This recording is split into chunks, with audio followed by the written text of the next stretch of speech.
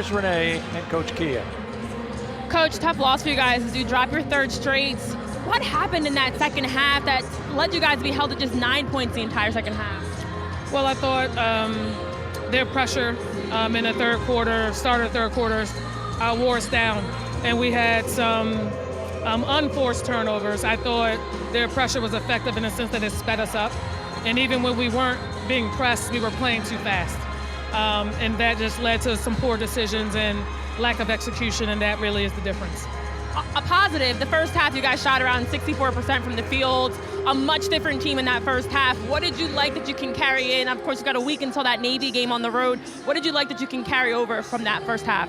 Well, we did the opposite of the things I just outlined for you in terms of things that went wrong in the third quarter or the second half of the game. And some of that is just his composure and the ability as you start to get fatigued to still be able to do the things that you know you need to do to execute.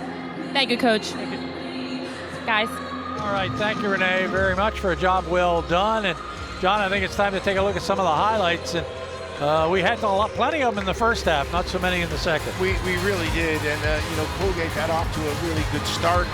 You saw them moving the ball so well inside out there. Sophie Deal from the outside, showing her versatility. They attack the inside, they kick it to the outside. This is Schiller knocking one down from downtown, and once again, there's Deal. You see the cut to the basket, and then the skip pass, and that time it's Glumbieski knocking down the three. A lot of balance, a lot of versatility in the Colgate offense. Abby Antignoli, Gary, I thought Kia Damon-Olson just hit the nail on the head. You're talking about what Lafayette was able to do in that first half is they controlled the pace of the game with efficient, intelligent offense. In the second half, they allowed Colgate to dictate to them. They did so, Colgate, by turning up the defensive heat. And Lafayette, I think the word she used was discombobulated. I don't know if Webster knows what that one is. We do, because Lafayette was all out of sorts, only 9 points. And you got to tip your cap to the Colgate defense. How about the bright spot for Lafayette, Talia Zarinskas? A career-high 13, only a freshman. Gary, this was the game in a nutshell. An unforced error, a turnover, the shot clock running down, and the basketball gods made Lafayette pay with a banked-in three by Colgate, and that gave them a 13-point lead. Watch Ann Baer on the move, little slide step to the left, and they've got just enough talent offensively, Gary, to complement their physicality and their athleticism on defense, and you knew, they pressed for 40 minutes, and eventually it wore Lafayette down, not just physically, but I think mentally as well. So I guess they were bobulated. They were bobulated. Yeah, they certainly were.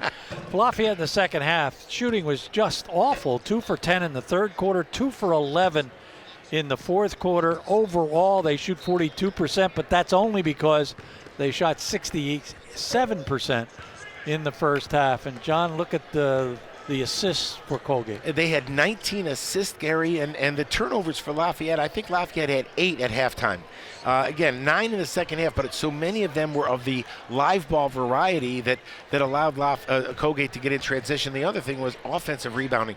The rebounding numbers heavily favored Colgate. They were very, very close in the second half. Lafayette may have even been out rebounding Colgate in the first half, but the second half, an entirely different story. They had 4 players in double figures, 15 for Deal, 16 for Glumbieski, 13 for McMahon, and 10 for McMahon and 13 for Baer. Lafayette, 2 players in double figures. Zarinskas with a career-high 13 and 11 points for Abby Antignoli as she continues to build on her 1,000-point-plus career.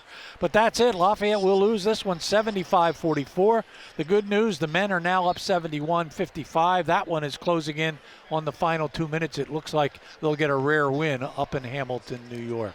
That's it for us. For Renee Washington, for John Leone, for the Astound television team headed up by Chris Zaya this afternoon. We thank you so much for joining us. For all of us, I'm Gary Laubach. Goodbye, everybody.